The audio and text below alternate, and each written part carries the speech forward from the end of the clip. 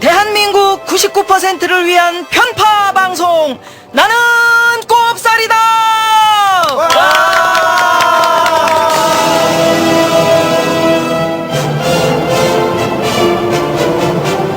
네, 오늘따라 이 목소리들이 아주 힘이 넘칩니다. 세상이 밝아지면 없어질 방송, 나는 꼽살이다. 오늘은 사상 최초로 호회를 준비했어요. 호회. 우리가 원래대로라면은 보통 화요일에 녹음해가지고 주말 언저리쯤에 나가게 되는데, 투표일이 내일 모레잖아요. 선택이 두 가지밖에 없습니다. 한 주 쉬던가. 그래서 왜냐하면 선거 전에 녹음해가지고 선거 후에 나가면 이거 완전 이상한 거예요. 그래서 저희가 호회를 준비를 했는데, 짧게 녹음해서 빨리 편집해서 선거일 전에 나갈 수 있도록.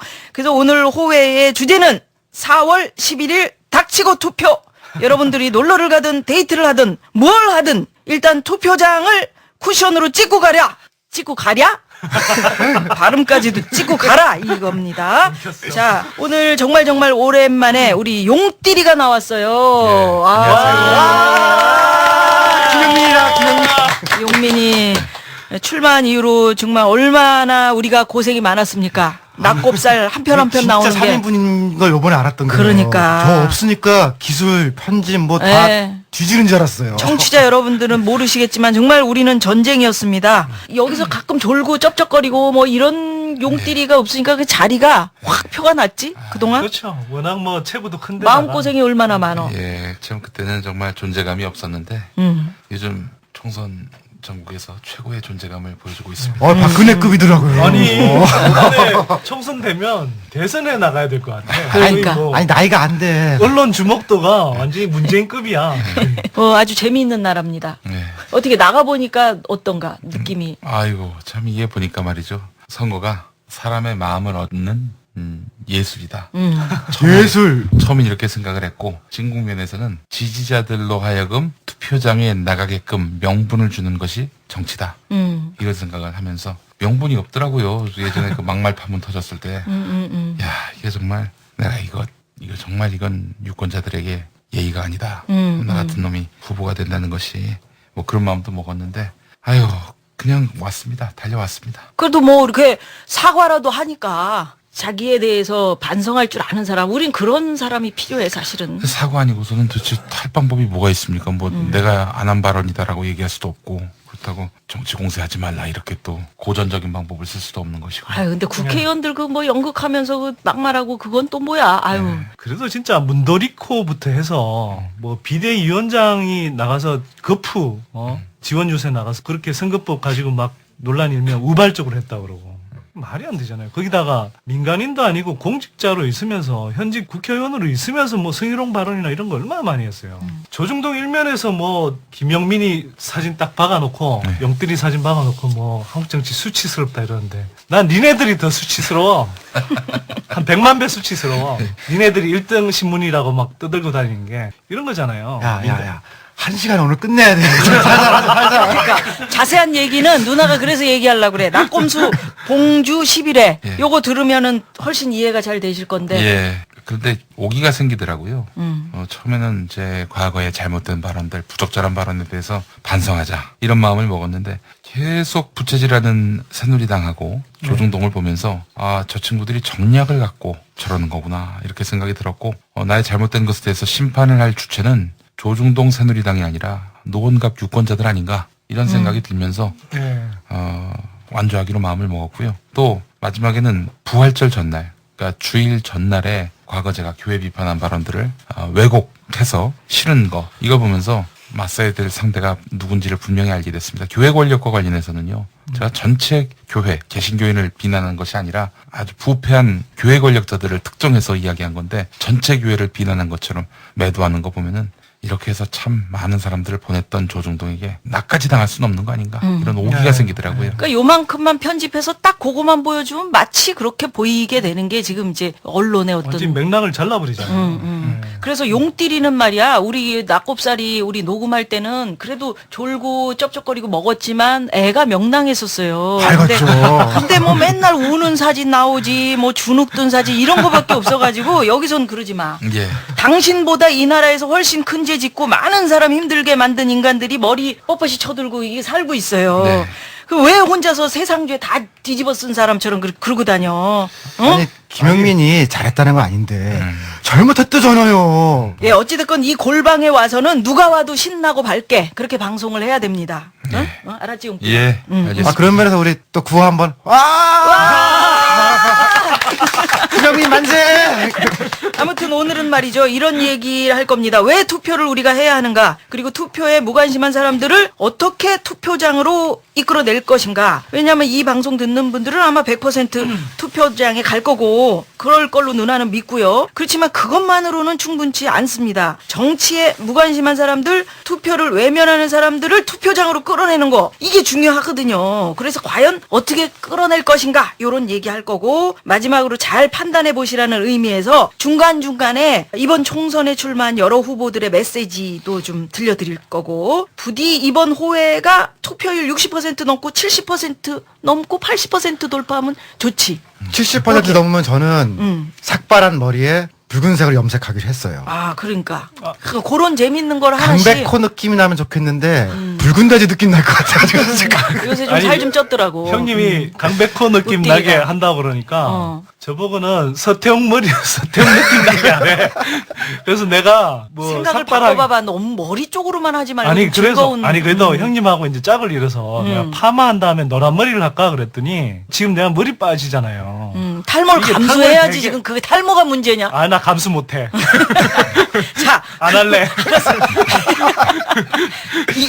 우리 선띠리 머리가 다 빠져도 어찌됐건 약속하는 거지. 탈모. 탈모 있어도 머리 다 지금 뽑으라고. 머리를 뭐 노란 머리를 하든 아니 하여튼. 선거에 이기면 기분 좋아서 머리 다시 날 거라니까요. 그러니까. 서울 송파을 민주통합당 천정배 후보의 메시지입니다. 사랑하는 송파 주민 여러분, 기호 2번 민주당 천정배입니다. 이명박 새누리 정권 4년 여러분 얼마나 힘드셨습니까? 경제는 활력을 잃고 중산층과 서민은 삶의 희망을 잃었습니다. 물가는 하늘 높은 줄 모르고 오르는데 소득은 제자리 걸음이었습니다. 전셋값은 36%나 치솟았습니다. 청년들은 일자리를 구하지 못하고 자영업자들은 파리만 날리고 있습니다. 국민이 고통받는 동안 이명박 정권은 국민이 준 권력을 사리사욕을 채우는 데 악용해 왔습니다. 형님 비리, 친인척 측근 비리, 불법 사찰 일일이 다 말하기도 어렵습니다. 공무원, 민간인 가리지 않고 전방위로 뒷조사하고 개입했습니다. 연예인 김재동 씨도 뒷조사 당했습니다. 그래놓고 불법이 드러날 듯 하자 검찰을 움직여 사실을 은폐하고 증거를 인멸하고 청와대가 나서서 돈까지 주면서 입막음하려 했습니다. 여러분, 이제 바꿔야 합니다. 저 천정배가 송파에서 모두가 행복한 대한민국 만들고 싶습니다. 중산층이 튼튼하고 서민도 부지런히 일하면 걱정 없이 살 수 있는 나라, 부자가 존경받는 나라, 이런 진짜 선진국 저 천정배가 여러분과 함께 꼭 만들고 싶습니다. 기호 2번 천정배 도와주십시오. 성원해 주십시오. 다음은 서울 성동갑 민주통합당 최재천 후보의 메시지입니다. 최재천입니다. 성동, 갑, 금호동, 옥수동, 성수동, 응봉동 지역구입니다. 정치적 민주화가 제도라면 정치적 기본권은 인권이잖아요. 경제민주화가 제도고 질서라면 사회경제적 기본권, 인간다운 생활을 할 권리는 결국 인권의 문제라고 생각을 합니다. 제가 국회에 들어가게 되면 경제민주화를 위해서 그리고 기본권이라는 사회경제적 기본권 보장, 인간다운 생활을 할 권리라는 차원에서 최선을 다해서 헌법이 보장하고 인권이 보장하는 그런 권리와 질서를 확립하기 위해서 노력하겠습니다. 지금 목소리가 많이 쉬어서 다르게 느껴지실 겁니다. 최선을 다하고 있습니다. 여러분들께서 도와주십시오. 사회경제적 기본권 보장, 경제민주화를 위해서 최선을 다할 후보 성동갑 기호 2번 최재천입니다. 고맙습니다. 우리는 왜 투표를 해야 되는지에 대해서 한번 얘기 좀 해줘봐요. 아 일단 20대 혹은 30대 지금 경제적 약자죠. 힘든데 정책이라는 게 투표하는 사람들한테 정책이 가요. 우호적으로. 이를테면 20대가 한 50%쯤 투표한다는 반값 등록금인데 80% 90% 투표하면은 등록금 무상도 되거든요. 그러니까 표를 주는 사람들한테 정치인들이 관심을 갖는다. 그러니까 표를 보여주는 게 자기의 경제적 삶을 개선하기 위해서는 제일 빠르죠. 직방이죠. 어떤 나이대가 나에게 직접적으로 표로 보여줬느냐에 따라서 그 나이대에 원하는 욕구를 해결할 수 있다 그런 말이네. 예, 그러니까 지금 민주통합당이 이런 데서 20대들 내잖아요, 이제 비례대표를. 근데 투표율 90% 나오면은 그게 서너 배로 나오겠죠. 그러니까 자기의 경제적 삶을 바꾸기에 제일 빠른 거는 투표다라는 거죠. 그 관련해서 하나 말씀드리면 선들이. 20대, 30대가 인구에서 차지하는 비중은 한 23%, 24%씩 돼요. 근데 투표에서 비중은 17%, 막 18% 이런 식으로 쪼그라들거든. 그만큼 이제 투표를 안 한다는 거죠. 반면에 50대, 60대 이상으로 가면 실제 인구 비율은 한 17%, 18% 이런데 거꾸로 투표에서 차지하는 비중은 한 23%, 4% 나온단 말이죠. 그만큼 이제 투표를 열심히 하신다는 거고.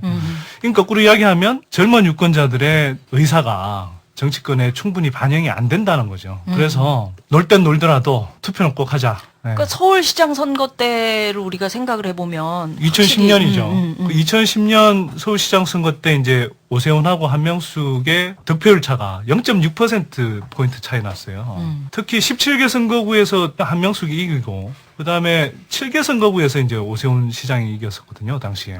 근데 사실은 강남 뭐 한 3, 4구, 요 정도를 빼놓고 나서는 굉장히 박빙의 차였고, 그래서 특연청 투표율이 조금만 더 높았으면, 이제 사실은 그 결과도 바뀌는 거죠. 지금 강남을 같은 경우에 제가 정동영한테 막 나가라고 그래서 했는데 지난 총선 때는 40% 차이가 났어요. 그러니까 60% 정도가 한나라당 득표율이 예, 60%였고 민주당 쪽은 새누리당 쪽으로. 19%밖에 안 됐거든요. 그러니까 3배 차이였는데 이게 지난번 박원순 때는 15%로 줄어들었거든요. 강남 쪽에서. 예, 최근 추이를 보면은 여기는 60% 넘으면은 정동영 후보가 이기고 그 밑에서는 김정은이 이기거든요. 그러니까 무조건 투표율이에요. 65, 70이면은 강남도 이번에 뒤집을 수 있거든요. 65를 놓고 제가 한번 쭉 계산해 보니까 수도권에서 한두 자리 빼고는 새누리당 전멸시킬 수 있겠더라고요. 아니 근데 이게 굉장히 큰 변화가 지금 나타나고 있는 게 사실은 제가 주말 동안에 우리 이제 지금 구경도 와 있는데 세금행당 당원 몇 분하고 총선 올레길이라고 해서 이제 우리가 지지하는 후보들을 한 8분 정도 이렇게 지원 유세를 갔어요.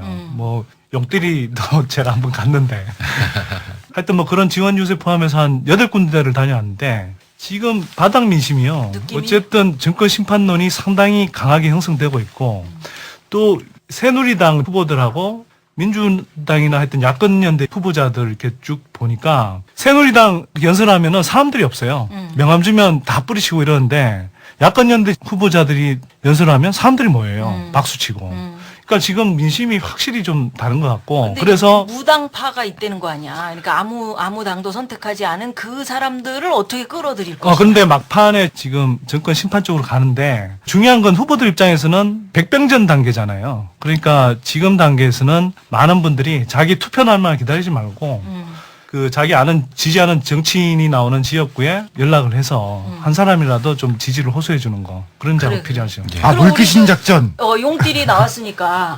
김용민은 우리가 투표를 하면 우리의 삶이 어떻게 달라지는지에 대한 어떤 자기 신념 같은 게 있어서 이제 네. 국회의원이 되겠다고 나온 거니까 그 얘기를 좀 해줘 봐봐.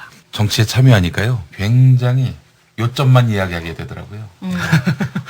특정한 대상만 두고 말하자면 20대의 애환과 이런 문제점들 또 고민들을 우리 우석훈 박사님만큼은 제가 잘 알지 못하지만 88만 원 세대. 700만 명 정도 된다고 하죠. 네, 예. 근데 20, 30, 40대가 다 합쳐서 유권자의 65%를 차지한다고 합니다. 그런데 저는 이 반값 등록금 문제에 좀 집중하자면은 이거는 20대뿐만 아니라 20대를 말하자면 양육하는 네. 이분들에게도 중요한 문제라고 보는데 박원순 시장 되니까 서울시립대 바로 반값 등록금 됐잖아요. 그럼요. 이거는 의지의 문제입니다. 할 수 있어요. 저도 이번에 그 서울과학기술대 학생들하고 반값 등록금 정책 국회 가서 반드시 입안하도록 하겠다 이렇게 네. 협약을 맺었습니다. 할 수 있어요. 의지만 있으면 가능한 것이고 아니 4대강 쏟는 돈 빼다가 하면 됩니다. 그러니까 솔직히 해서 4대강 예산이 22조인데 예. 이 22조가 국공립대 무상 등록금 만드는 예산 14년치거든요. 근데 제가 이렇게 이야기했더니 이동걸 교수님이라고 이제 예전에 금융위 부위원장 하셨던 분인데 노무현 이명박 정부 때. 정부 때 쫓겨난. 네네, 그렇죠. 이분이 계산법은 다르더라고. 22조에다가 이자를 계속 받잖아요. 그러면 이게 한 1년에 1조쯤 된다는 거야. 네. 그러면 이게 실제로 14년이 아니라 거의 뭐 영원히 이자 수입만 가지고도 웬만한 저 국공립대를 무상으로 할 수 있는 그 돈이 생긴다는 거야. 제가 늘 그러잖아요. 그러니까- 우리는 청춘의 미래를 강바닥에 처박은 거예요. 그러니까 이렇게 반값 등록금, 대학 등록금을 낮추는데 얼마든지 쓸 수 있거든요. 이거를 반드시 하겠다.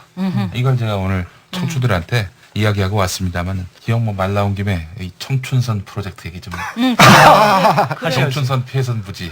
어떻게 돼 있는 거야? 그 노원에 그게 있어? 예, 그렇습니다. 예전에 그 춘천 가는 기차 많이 타보셨죠? 어우, 우리 뭐 낭만이지. 예, 청량리에서 시작해서 그래. 성북, 신공덕, 화랑대 이렇게 지나서 이제 남양주로 가는 퇴계원으로 네, 가는 네. 노선인데 성북, 신공덕, 화랑대 이 구간이 음. 정춘선이 이제 전철이 되면서 없어졌습니다. 아. 피해선이 됐어요. 그러니까 이 피해선의 폭 최소 6m 정도의 그 구간이 하나의 그 국유지가 그대로 레일은 있고. 네, 노는 땅이 됐습니다. 그렇네. 그래서 이제 이 땅을 어떻게 활용할 것인가인데 뭐 다른 많은 후보들은 이제 공원화하겠다는 겁니다. 네. 공원으로 짓고 끝난다는 거예요. 저는 그렇지 않다고 봅니다. 제가 주안점했던 부분은 뭐냐면은 뭘 부수고 그리고 내쫓고 이렇지 않고 있는 그대로를 갖고 아주 최소한의 토건을 통해서 야, 멋지다. 이걸 만들겠다는 겁니다. 그리고 어우, 추억도 되살리고. 얼마나 그렇죠. 좋아. 그럼요. 그럼 앞으로 이제 우리 문화재지라고 불러야 되는 그렇죠. 거예요? 제가 이제 동네 공릉동 월계동을 가봤는데 동네에 정치가 있습니다. 아, 그 있어? 골목에 정치가 있어요. 이웃과 이웃 사이에 우애도 있고요. 네. 홍대의 강점은 바로 그거였거든요. 음. 이걸 그대로 살리면 되는 겁니다. 괜히 이걸 부수고 뭘 새로 짓지 않고 그 자리에 물론 그렇죠. 빈 상가가 있고 빈 주택이 있는데 그 자리에다 인문학교실 만들고 공연장 만들고 젊은 예술가들 와서 그렇죠. 이렇게 작업할 수 문화 있도록 창작 만들- 그 공간을 만들어주고 도서관도 만들고 이렇게 해서 이것을 문화 섹트, 인문학 섹트로 만들게 되면은 네. 자연스럽게 낭만과 정치가 사는 그런 공간이 된다는. 누나가 어릴 때부터 거기 뛰놀던 공간입니다. 그 공간들이 다. 그럼 아니 우리 다 저 우이동 수유리 아. 노원 뭐 이런 데서 다 어린 시절 냉이 캐고 이런 옛날엔 거기 뭐 건물들이 없었어요. 공장들 몇몇 개 예, 있고 그랬던 지역이지. 그렇게 해서 누님은 친구 아닌 분이 없고 안 가본 데가 없어. 안 아이 살았던 누난 그런 사람이야. 한 6km 정도 구간인데요. 이 구간들을 쭉 살펴보게 되면은 벚꽃이 피면 아주 너무나 아름다운 화랑대 구간들이고요. 그렇지. 거기 이쁘지. 도심의 골목을 가로지르는 철길. 그래서 그런 곳곳에다가 걷는 길을 만들어 놓고 또 어린이들을 위한 뭐 생태 학습장도 멋지겠네. 만들고 네. 그렇게 해서 사람을 위한 공간으로 만든다는 겁니다. 그러면 이게 건설 비용이 나올 리가 없어요. 관은 네. 이렇게 펼쳐놓고 민간이 와서 컨텐츠를 채우는 이런 그 공간으로서 청춘선 프로젝트를 만들자는 거죠. 그러면 청춘들이 대거 몰려들게 되고 그렇게 되면은 지역의 상권이 형성되고 그럼 지역 발전은 저절로 되는 것이고 그럼요. 또 주변에 6개 실력 있는 대학들이 곳곳에 경춘선 폐선 부지를 따라서 자리하고 있거든요. 네. 제가 서울산업대 겸임교수를 몇 년 했었거든요. 예. 그때 서울과학기술대 전신입니다. 예. 여기 학생들이 이렇게 많은데 네. 같이 놀고 얘기할 수 있는 데를 만들면 좋겠다는 생각을 많이 했었거든요. 네. 실제로 학생들도 많고 네. 주민들도 많이 살기 때문에 네. 진짜 르네상스 같은 걸 한번 생각해 볼 수 있는 충분한 조건인 것 같아요. 네. 저도 뭐 살을 좀 붙여줘야 될 것 같은데 네. 이론적인 살을. 창조도시라는 게 있어요. 네. 이게 이제 굉장히 유명한 리처드 플로리다라고 굉장히 유명한 이제 지리 경제학자인데 이 양반이 이야기하는 게 그거예요. 현대의 도시들 중에 정말 잘 나가는 도시들은 그냥 우리처럼 뭐 뉴타운하고 막 되게 삐까분쩍한 건물 짓고 이런다고 도시가 살아나는 게 아니거든. 오히려 경제적인 활력이 있는 도시들은 창조적이고 문화적으로 굉장히 다양성이 관용적인 그런 이렇게 문화가 살아 숨쉬는 도시들이 투표하게 같이 나간다는 투표하게 거죠. 그렇지. 그래서 하여튼 창조도시. 그래. 아, 이게 뭐 선생님 말 뭐가 길다. 근데 내가 이야기했다 그러면 봐봐. 길대. 안 길어 요새. 누나가 서울 성북갑 민주통합당 유승희 후보의 메시지입니다. 성북갑의 야권 단일 후보 기호 2번 민주통합당의 유승희 후보입니다. 저는 이명박 정권의 민생 파탄과 양극화를 해결하고 경제 민주화를 이루기 위해서는 재벌개혁, 중소상인 보호, 그리고 서민경제 활성화, 또한 불공정한 한미 FTA의 재협상 이 세 가지에 중점을 둘 것입니다. 첫째 재벌개혁입니다. 저는 이명박 정권 하에서 폐지된 출자 총액제도 부활해야 한다고 생각합니다. 순환 출자를 통한 재벌의 문어발식 확장을 규제해야 되기 때문입니다. 또 대기업에 대한 법인세 최고 세율을 미국 수준인 35% 또는 적어도 경제민주화 특위 원안인 30% 수준까지는 끌어올려야 한다고 생각합니다. 둘째, 중소상인 보험이 서민경제 활성화입니다. 제가 17대 국회에서 발신자 표시 무료화를 집요하게 추진하여서 관철했습니다. 그렇듯이 저는 정말 힘든 자영업자와 소상공인의 카드 수수료를 대폭 인하해서 중소상인을 보호하겠습니다. 또 성북구를 중심으로 한 봉제산업 발전을 위한 서울 동북부 패션벨트를 구축하고 서민 경제 활성화를 이루도록 하겠습니다. 세 번째는 퍼주기 FTA, 양극화 FTA 재협상입니다. 저는 17대 국회의원 시절 여당 소속임에도 불구하고 불공정한 한미 FTA에 대해서 처음부터 일관되게 반대해 왔습니다. 저는 이명박 정권 하에서 퍼주기를 거듭해서 더욱 계약한 한미 FTA 재협상 반드시 이루어내도록 하겠습니다. 경제 민주화의 선봉에 설 수 있는 유승희입니다. 여러분 도와주십시오. 꼭 승리하겠습니다. 다음은 부산 진구갑 민주통합당 김영춘 후보의 메시지입니다. 안녕하세요. 기호 2번 민주통합당 김영춘 후보입니다. 이제 투표가 내일로 다가왔습니다. 아직도 어디다 찍을지 마음을 못 정하신 분이 계신가요? 아주 간단한 선택의 기준이 있습니다. 살기 더 힘들어진 분, 오늘보다 내일이 더 불안해진 분들은 이제는 바꿔주셔야 합니다. 새누리당이 아니라 기호 2번에게 그리고 야권 단일 후보에게 투표해 주십시오. 지난 20년 동안 새누리당만 내내 찍어주면서 경제 성적표가 전국 꼴찌를 기록하고 있습니다. 이런 부산 그대로 두고 볼 수 없습니다. 우리 부산 시민들도 새누리당 20년 동안 해준 게 뭐 있나 분노하고 있습니다. 바꾸자는 주장에 호응해주고 계십니다. 이명박 정부 특권 재벌 대기업들을 위해서는 부자 감세 70조 원이나 해줬습니다. 4대강 사업에 22조 원이나 아까운 돈을 낭비를 했습니다. 지방 경제를 살리는 일에 중소기업과 자영업 경제를 일으키는 일에는 돈을 쓰지 않습니다.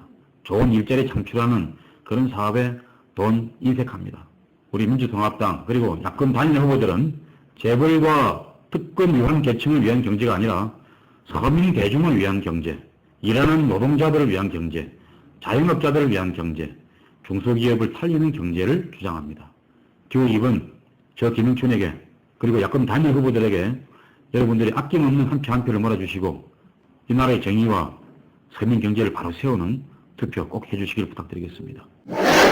누나가 지금 이제 SBS가 다른 기관들과 함께 이제 유권자 2,000명을 상대로 실시한 패널 여론조사 결과를 보고 있는데 여기 보면은 지난 총선하고 비교하면은 정당보다 인물을 보고 뽑겠다 이런 사람들이 있어요. 근데 이제 이게 과연 맞는 건지 인물이 아무리 좋아도 정당이 후지면은 뭘 할 수 있나? 어떻게 생각해? 맞습니다.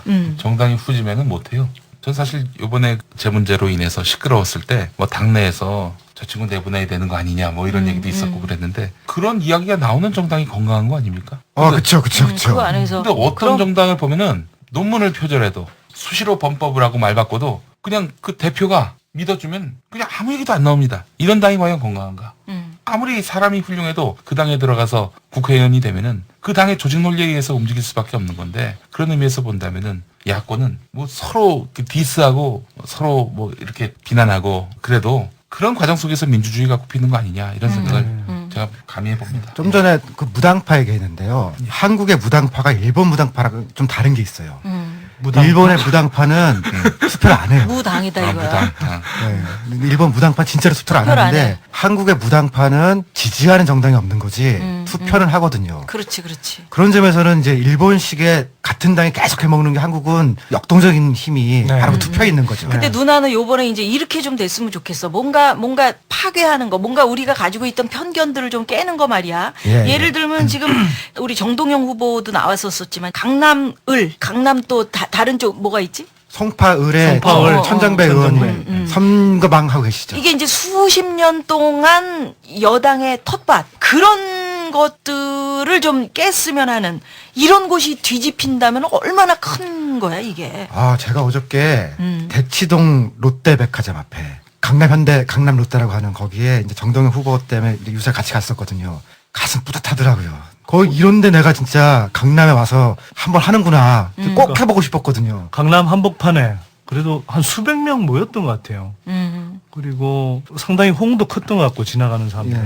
또 이게 어떤 의미가 있냐면요. 강남에서 실제로 이길 수 있다라면은 총선이 문제가 대선에서 바꿀 수 있거든요. 그 다음에 그런데 진짜 다른 당이 올 수 있다 그러면은 지방 정치 같은 거 할 때 줄 서는 게 바뀌는 거거든요. 그러니까 근본적으로 지금 한국의 정치 지평을 강남의 몇 군데의 투표로 바꿀 수 있는 거죠. 그러니까 정동영, 천정배 의원이 이기는 건 이른바 새누리당의 본진을 트는 거잖아요. 그리고 장기판으로 비유하자면 졸 하나 이기는 게 아니라 그쪽에 차포를 완전히 우리가 떼먹는 거고 그렇기 때문에 굉장히 중요한 싸움인 것 같고 그런데 실제로 승산도 있는 것 같아요. 이렇게 뭐 제가 구체적으로 밝히기는 좀 그런데 현장 분위기들을 보면 특히 이렇게 지금 집전화 여론조사는 진짜 믿을 게 못 되는 것 같고요. 바닥에서 이렇게 전화를 받는 사람이 누가 있어? 아니 집안에서. 그러니까 이게 사실 휴대폰 여론조사나 이런 걸 해보면 확실히 분위기가 달라요. 상당히 승산이 있고 그래서 결국 이제 아까 말씀하셨듯이 투표율이 중요하다. 투표율이 조금 높아지면 새누리당의 본진을 털 수 있다. 그럼 지금 방송사에서 방송 만들고 있는 사람들은 저 방송들이 다 파업을 하고 있는데 윗사람들은 다 지금 낙하산 사장 밑에서 일을 하고 있는 그런 사람들인 거고 예, 예. 그런 그렇죠. 그 언론의 역할을 지금 충분하게 하지 못하는 방송을 보면 진짜 웃음이 나올 수밖에 없어. 집 전화를 가지고 뭘 조사를 그러니까 했다고 어떻게 보면 그러고. 이번 총선이 투표가 중요한 사람들하고 투표하면 안 되는 사람들 두 힘의 싸움이죠. 최고의 여론의 의중을 알 수 있는 수단은 선거다. 이렇게 네. 얘기를 했죠. 네. 주말 사이에 낙검수 그 번개 예. 삼두노출. 뭐였잖아? 일요일 날. 그 모습을 보고 누나가 마음이 아팠어요. 예. 왜 이렇게 울었어 거기서? 진짜 어떤 기자가 물어보더라고요. 뭘 물어봤는데? 왜 그렇게 울었냐 해서 대기 내 입장이 돼봐.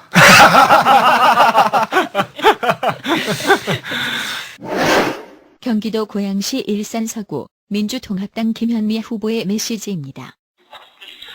안녕하세요. 일산 서구의 야권 단일 후보 김현미입니다. 저는 흔히 BBK 저격수다 이렇게 얘기하시는 분들이 계신데요.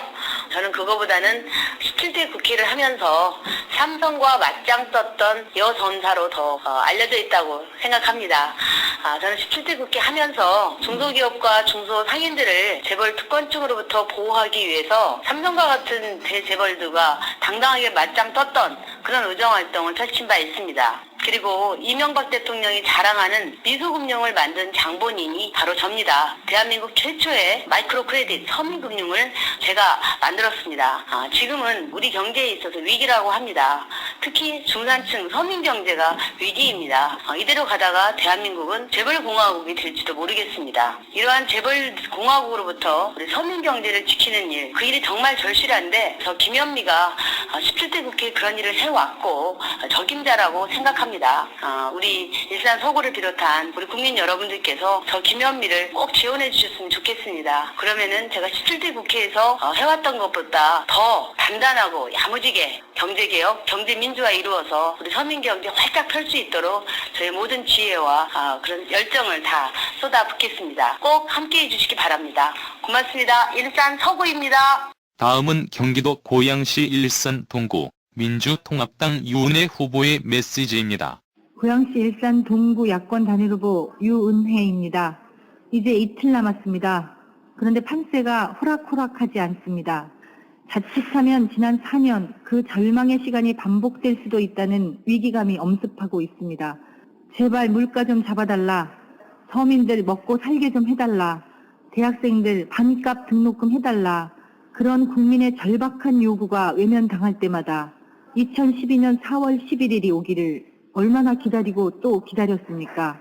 그런데 이제 그 기회가 위기가 되고 있습니다. 국민 여러분, 일산 동구 주민 여러분, 이제 여러분께서 참여하셔서 바꿔주십시오. 투표로 바꿔주십시오. 투표하면 국민이 이기고 투표하지 않으면 이명박 정권이 이깁니다. 4월 11일 국민이 승리하면 내 삶이 바뀌고 대한민국이 바뀌는 변화, 그 희망이 시작될 것입니다. 여러분 한 표 한 표 꼭 모아주십시오. 일산 동구 야권 단일 후보 기호 2번 유은혜를 반드시 선택해 주십시오. 호소드립니다. 고맙습니다.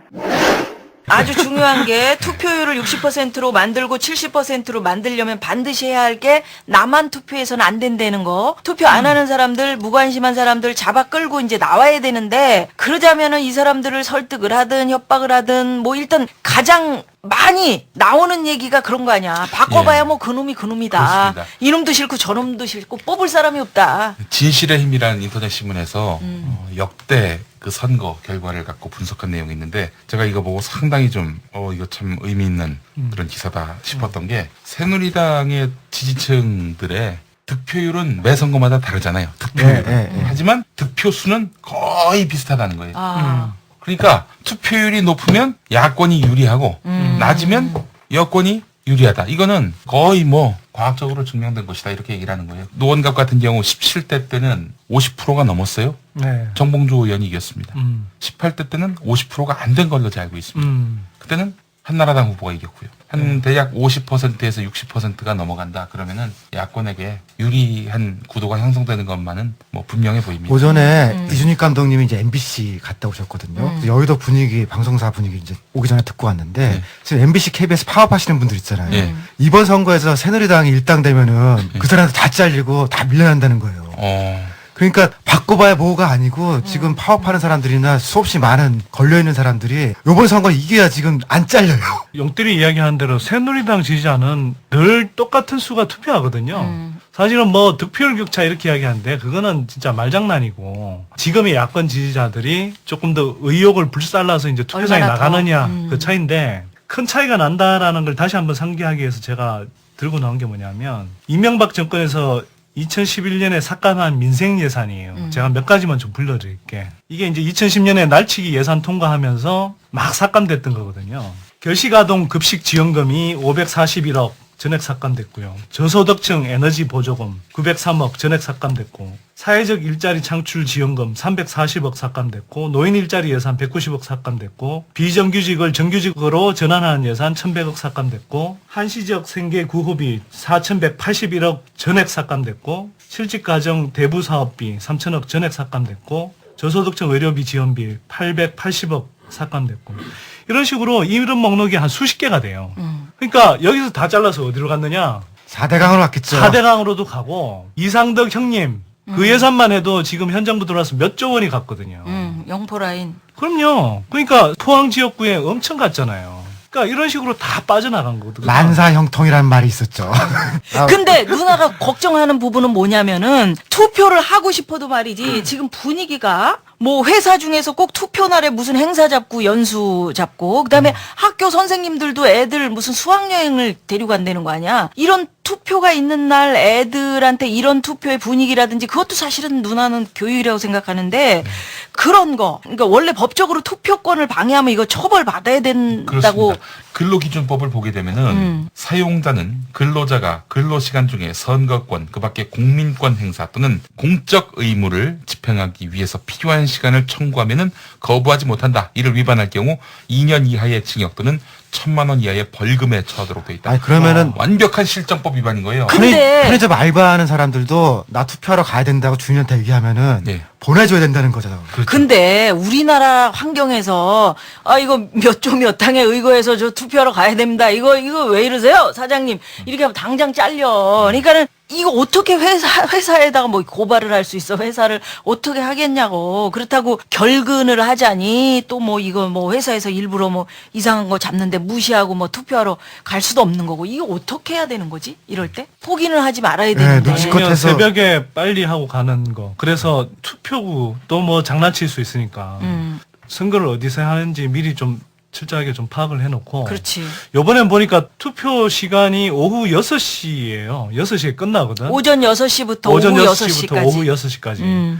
오후 8시로 아직 알고 계시는 분 있으면 꼭 요번에는 오후 6시까지니까 잊지 말고 하여튼 가능하면 점심시간에라도 또는 아니면 중간에 쉬는 시간에라도 꼭 좀 하고 이거 투표 그는 단련을 했어. 우리가 빨래집게로 계속해서 이 단련했는데 앞으로 좀 더 우리 민주주의가 진전된다면 전자투표가 도입됐으면 좋겠어요. 스마트폰 같은 걸로 네, 네. 어디서든 투표할 수 있는 그런 시스템이 됐으면 좋겠는데 그러면 또 이제 젊은 층의 투표율이 높아지게 될 것이고 여기에 반대하는 당이 그 조작이니 뭐니 하는 말로 또 반대할 텐데 그렇게 생각하는 그런 정치 세력들을 좀 쫓아내고 선구적인 민주주의를 좀 우리도 해볼 필요가 있을 것 같습니다. 그러니까 아니 이게 젊은 층들이 투표하기를 원하지 않고 기권하기를 원하는 또는 젊은 층들이 좀 더 편하게 투표할 수 있기를 늘 이렇게 마뜩지 않게 생각하는 정치 세력이 그런 정치는 세력은 필요 없죠. 젊은 층의 뭐 이익을 대변하겠다 그러니까 황당하죠. 이런 건 진짜 개뻥이니까 진짜 좀 안 속았으면 좋겠습니다. 그리고 호주 같은 데 보니까 이렇게 투표를 안 하면 벌금을 물리더라고요. 뭐 우리는 그 정도까지는 안 할지 몰라도 실제로 이게 투표율이 너무 낮아진다 그러면 이게 이제 대의 정치라는 게 사실은 대표성이라는 게 굉장히 중요하기 때문에 총선 투표율이 낮을 때는 한 50% 정도 수준까지 내려간 적도 있거든요. 최근에 조금 올라왔는데. 서울 은평을 통합진보당 천호선 후보의 메시지입니다. 은평의 발전을 마무리 짓고 싶다고 하시는 분이 계십니다.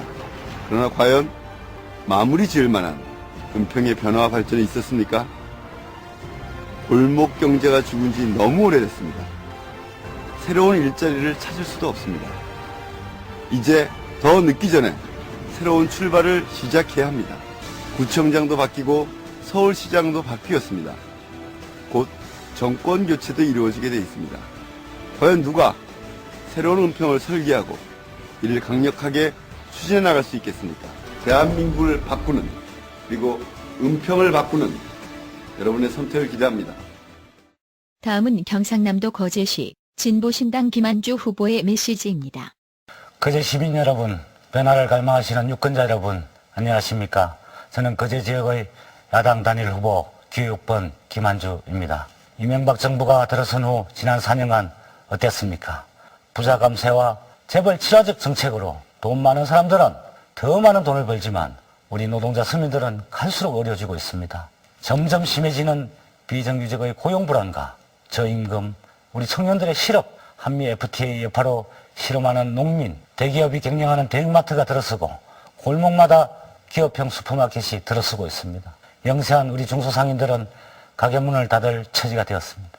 지금 변화가 필요합니다.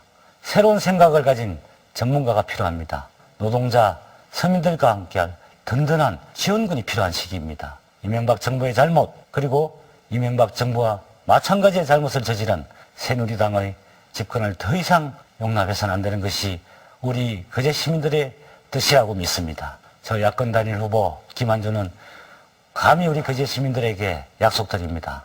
부정과 부패로 얼룩진 구태 정치를 완전히 쓸어내겠습니다. 노동자, 서민이 고통받지 않는 나라를 반드시 만들겠습니다. 거제 시민 여러분, 그리고 유권자 여러분, 이번 한 번만은 야권 단일 후보, 젊고 능력 있는 전문가 후보, 진보신당 김한주에게 국회를 한번 맡겨주십시오. 그러니까 누나가 지금 이 시점에서 얘기하고 싶은 거는 투표 때문에 지각하거나 결근하면은 뭐 불이익 받을 수 있어. 근데 그래서 그 불이익이라는 게 두려워가지고 앞으로 몇 년을 또 내가 이런 식으로 살 것인가. 그 문제는 한번 생각을 해보셔야 된다. 그러니까 지금 투표율 높아지면은 수도권에서 새누리당 사실상 전멸할 수 있거든요. 그럼 4월부터 바로 방송이 열려요. 그러니까 국회가 움직이면은 KBS, MBC도 언론이 제대로 되는 거지. 보고 싶은 뉴스와 보고 싶은 드라마도 볼 수 있는 거고.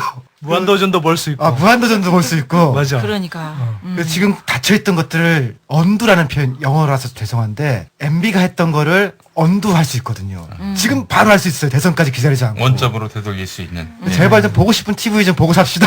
그러면은 일단은 우리 뭐 이번에 투표율이 높으면 뭐 어떻게 하겠다 많이 하잖아. 네. 그러니까 우리 용띠리는 우리 저 노원 구민들을 위해서. 예, 뭐 이번 일들로 인해서 그런 느낌을 받았어요. 완전히 다 발가벗겨졌다.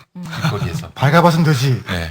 그래 그런 느낌이 들 거야. 제가 맞아. 만약에 당선이 된다면 6월 9회 개원 직전에 제가 입을 건 입고 미스터 코리아 있잖아요. 몸매를 만들어서 식스팩까지는 못하더라도 하여간 집돼지에서 멧돼지로 바뀌는 겁니까? 아니 진짜? 그래서 살을 좀 빼고 그렇게 한번 공개를 하겠습니다. 국회의원이 되면 군사를 뭐 빼려고 노력 안 해도 빠질 거야. 왜냐면 부지런히 지역 다니면서 뭔가 그분들을 위해서 일을 해야 되기 때문에. 뭐 그렇지 않은 사람들도 많이 있습니다. 지금도 금식 하고 있잖아요. 금식을 하는데도 이렇게 안 빠지는 거 보면 참 대단해요. 평소에 비축된 게 많아. 근데 저는 진짜로 아주 특이한 체질이야. 아니 왜냐면 우리 이거 편집 다 하고 평상시에 낙곰수 편집하지, 네. 녹음하지, 우리 낙곱살이 하지, 또 편집하지, 그 안에 뉴스 찾아서 넣지, 뭐 하는 일이 100가지 1000가지가 넘는 것 같아. 근데도 한 번도 우리 약속을 어긴 적이 없잖아. 단 국회의원 나갔을 때 그 시기에 한번 여기 녹음실 스케줄 안 잡아가지고 우리 저 우띠리하고 선띠리가 진짜 힘들게 막 여기저기 아유, 뛰어다니면서 죄송합니다. 억지로 막 그렇게. 이게 뭐- 그러니까 정신이 없었던 거지 그때. 뛰어다닌 건 아니고요. 딱 전화 한 몇 통. 아니 난 뛰어다녔어. 우띠리는 뛰어다녔어. 방 안에서. 그래. 아 근데 진짜 김용민한테 별명을 진짜 3인분 인생이라고 붙여주고 싶더라고요. 그러니까 정말 3인분 살더라고. 요번에 절감했어요. 삼겹살이잖아 또. 아, 나 그리고 이렇게 유능한 사람이 있었나 싶게. 같이 할 땐 몰랐는데 그래. 없으니까 진짜 3인분이었어요. 우리 띨띠리들도 대단해 사실은. 요 두 띨띠리들도. 저는 1인분. 그 1인분이 아니지. 선띠리 뭐. 마지막으로 김용민 관련해서요. 하도 조중동이 있게 막 이상한 뭐 진짜 일부의 말만 딱 따갖고 뭐 인격 파탄자 비슷하게 만들어버렸는데 제가 어떤 지켜본 김용민은 그 낡은 기독교 권력에 대한 분노, 그 다음에 이 왜곡된 언론에 대한 분노, 굉장히 정직한 분노를 갖고 있고 또 이걸 개혁하려는 열망도 굉장히 강한 사람이라고 저는 느끼고 있거든요. 그래서 김용민을 정말 충분히 국회에 입성해서도 많은 일들을 할 수 있는 사람이다. 그런 자질이 있는 사람이다. 또 그런 개혁 의지가 있는 사람이다라고 믿고 있고요. 그래서 우리가 뭐 우띠리 형님이나 저나 뭐 의리, 흔히 말하는 의리 이런 게 아니고요. 정말 사람을 지켜본 가운데 믿기 때문에. 그럼 예. 우리는 김용민이가 만약에 못하면 또 김용민이한테 질타를 할 거야. 그 뭐 그럴 그럼. 사람들이니까. 나 까는 것도 전문이잖아. 그런데 금융민주화, 경제민주화 이런 걸 잘 할 수 있는 사람이 되면 좋겠어요. 네, 그렇지. 제가 누님 그리고 우리 선배인 형님, 우석훈 형님 매 그 철학을 100% 정도가 아니라 120% 동의하면서 미력을 다해서 국회에 간다면은 그것을 반드시 관철시키려고 애쓸 마음이 있습니다. 사실 내가 안 하면 누가 안 하나, 누가 하나 이런 생각이 들었고 또 우리 선필 형님이 구체적으로 거명해서 지적한 그분은 가시는데 우리 누님 또 두 분의 형님 내 철학을 우리 아바타가 되는 거야, 아바타. 그렇죠. 뒷받침하고 대변할 사람이 한 명이라도 더 가야 되는 것이 옳지 않겠는가. 이게 사실은 제가 국회의원 선거에 나가겠다라고 고민했던 부분 가운데 하나입니다. 누나가 보는 김용민은 자격이 충분히 있는 게 뭐냐면 누나가 MBC 세계는 그리고 우리는 할 때 뭐 얘기도 했지만 정치 평론가로서 아주 그 역할을 빛나게 했거든. 그리고 방송 PD로서의 그 경험들, 그다음에 정치 평론가로서 우리 정치를 바라보는 눈이 다르다고. 그리고 날카롭잖아요. 날카로워. 네. 그래서 아마 국회의원이 되면은 잘 해낼 수 있으리라 그런 믿음을 보내면서 일단은 우리 이제 우띠리는 4월 11일에 선교 한 선교 이름이 왜 나와? 자, 투표율이 70% 넘으면 머리에 빨간물을 들인다고 했고 더불어서 이제 8.20대학 나왔으니까 뭐 샹숑 같은 거 하나 좀 이렇게 좀 녹음해서 기쁨의 노래 이런 거 누나가 임마누엘 부인 영화 주제가 그래. 그런 음란 영화는 안 됩니다. 형님 지금 한번 불러봐봐. 멜로디 담을 샹틀러. 좋아. 아무도 못 자. 알아들었어. 그리고 우리 선띠리는 어떻게 머리만 그렇게 뭐 좀 저는요 좀 좋은 거 할게요. 그냥 뭐? 강화문에서 예쁜 여성분들만 프리 허그를 한. 아니 그런 거 하지 말고 누나가 하면 안 될까, 누님? 아니 지시 누님도 내립니다. 해줄게. 그 지금 보니까 마르린 멀로하고 닮았네. 멀로 옷을 입어. 그래서 지하철 위에서 치마 이렇게 확 이렇게 되는 거 있지. 그거 사진 하나 찍어서 올리시고요. 누님 그렇게 염색한다고 빨리 그러지. 아니 닮았어. 딴 거. 아니 얼굴 판이 닮았는 걸 뭐. 아니, 멀로네. 사람들이 시스루 룩을 하래. 참나 그걸 어찌하나. 이마만. 누나는 이미 공약을 했습니다. 네, 일자 눈썹. 일자 눈썹하고 시사 프로그램 일주일 동안 진행하기로 했거든요. 그 오시는 분들이 정말 진지한 시사를 얘기해야 되는데 이게 좀 그렇고요. 어찌됐건 그런 식으로. 그리고 우리 프로그램도 정말 큼직큼직한 이슈가 될 만한 초대 손님을 모시자고 그때는. 예. 그래서 예. 그분들의 얘기, 향후 예. 우리가 이제 어떻게 해야 되는지 뭐 이런 당선되신 것도. 분 중에서 가장 명예롭고 또 우리가 보고 싶은 분을 다음 방송 때 초청해서 저 나옵니다. 다음 주부터. 자, 마치기 전에 딱 하나만 제가 띠 형님도 같이 했었는데 그 유종일 교수님, 또 이혜영 교수님, 또 4대강 전문가이신 박창근 교수님, 복지국가 소사이어티 이끌었던 이상희 교수님 이런 분들이 대거 참여해서 경제민주화 유세단이란 걸 이번에 만들어서 이제 활동을 했거든요.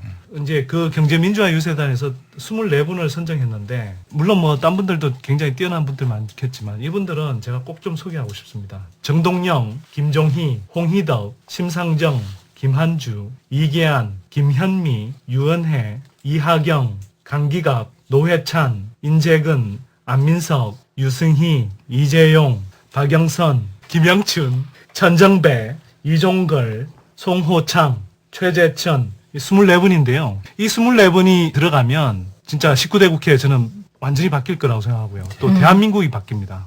그리고 하나 더 말씀드리고 싶은 건 18대 국회 때 개혁성이 미진했던 게 뭐냐면 특히 민주당의 개혁성이 미진했던 건 뭐냐면 그때 투표율이 낮아서 새누리당 특히 뉴타운 사회공약 하면서 거기 다 넘어가는 바람에 지역 기반이 강한 뭐 몇몇 이제 정치인들만 살아남았던 거거든요. 그래서 요번에 투표율이 진짜 높아져야 하는 또 다른 이유는 뭐냐면 투표율이 높아지면 지역 기반이 강하지 않더라도 개혁성과 전문성을 겸비한 상당수의 훌륭한 후보들이 같이 들어가서 정말 민주당의 흐름을 바꿀 수 있다.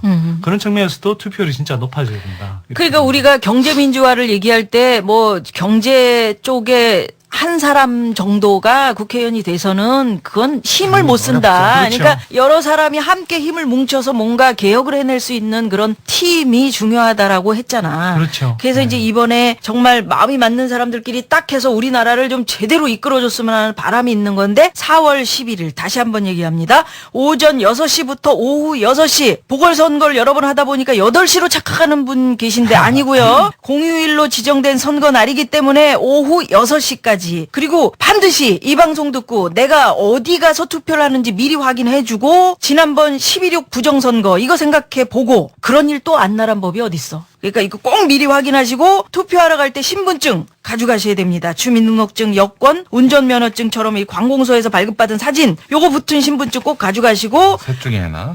그렇지. 이번엔 두 곳에 투표하는 거예요. 하나는 지역구고 하나는 비례대표? 네, 그렇습니다. 좀 얘기 좀 해. 어떻게? 지역구는 이를테면은 그 지역에 나온 후보, 그 지역구 국회의원을 뽑는 후보. 거고요. 하나는 당을 찍는 겁니다. 당.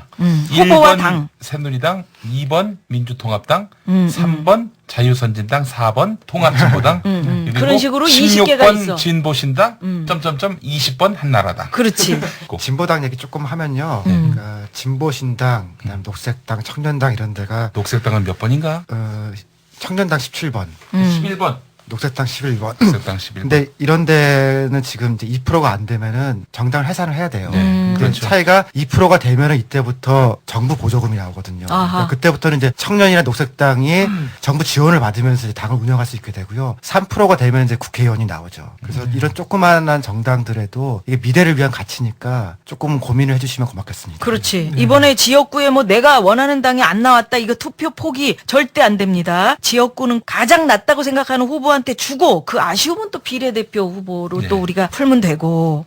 우리 선띠리 뭐 마지막으로 할 말 없어? 뭐 우띠 형님 말씀의 연장선상인데 2004년에 우리가 그 당시에 이제 민주노동당 후보들을 비례대표에서 상당히 좀 지지를 해서 한 10명 가까운 후보들을 냈었어요. 그래서 한국 정치권이 상당한 좀 변화도 했고 심상정, 노회찬 같은 스타 정치인들도 배출했잖아요. 그러니까 요번에도 우리가 이제는 통합진보당 정도까지는 왔으니까 미래 가치에 투자한다는 느낌으로 녹색당 또 청년당 또 뭐 진보신당 정도까지는 한번 좀 고려해봤으면 좋겠다 이런 말씀드립니다. 네. 지지해달라는 말은 아니었죠? 그러니까 우리의 그 정치권에도 투표해달라는 말도 아니었고. 절대 아니죠. 그럼요. 정치권에 이제 다양한 어쨌든 구성이 있고 또 여러 가지 이제 미래 지향적인 가치들이 반영이 돼야 되잖아요. 그런 측면에서 이제 말씀을 드리는 거죠. 예. 청년당 비례대표 오태양 후보의 메시지입니다. 대한민국 최초의 청년당 비례후보 오태양입니다. 청년당은 20대, 30대 순수 개념 청년들이 손때를 묻히고 발품을 팔아서 정말 어렵게 눈물겹게 만든 정당입니다. 이제 더 이상 청년은 정치의 소비자가 아니라 생산자여야 합니다. 이제 아프다고 위로받고 소리치는 것을 넘어서 정치의 복판에서 직접 청년의 손으로 문제를 해결해 나가야 합니다. 청년의 목소리 누가 가장 잘 대변해 줄 수 있겠습니까? 바로 청년당입니다. 4.11 총선 정말 만만치 않습니다. 저희 돈도 없고 조직도 없고 백도 없습니다. 오직 청년 정신 하나로 맨주먹으로 거대 정당과 맞짱 뜨고 있습니다. 저희 강현재 비례후보님 지금도 광화문 내거리에서 60시간 철야 단식 유세를 하고 있습니다. 저는 지금 3일간 오체 투지를 하면서 삼성과 정경련 회관 앞으로 국회로 청와대로 기어가고 있습니다. 여러분, 그래도 대한민국에 청년당 하나 정도는 있어야 하지 않겠습니까? 저희 이번 총선에서 반드시 살아남겠습니다. 살아남아서 반드시 청년 정치의 새로운 시대를 열어보겠습니다. 청년당 원내 진출의 꿈이 여러분의 손에 달려 있습니다. 청년당을 국회로 보내주시면 4대강 삽질, 불법 사찰, 재벌 권력 충분히 막아낼 수 있습니다. 여러분, 저희 청년당에게 기회를 주십시오. 여러분, 저희 청년당에게 미래를 주십시오. 11일 정당 투표는 기호 17번 큰일칠 청년당. 여러분, 부탁드립니다. 다음은 부산 해운대 기장을 녹색당 구자상 후보의 메시지입니다.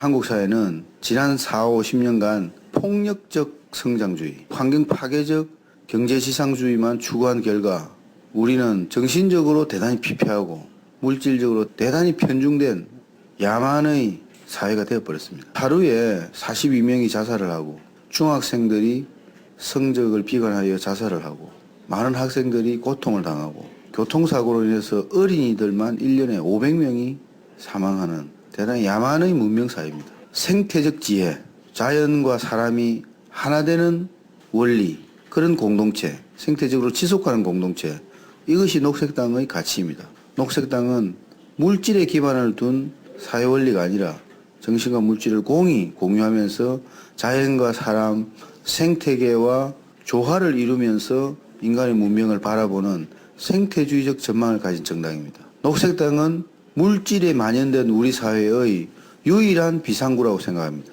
한국 사회의 비상구, 현대 문명의 비상구는 녹색당입니다. 녹색당을 지지해 주십시오.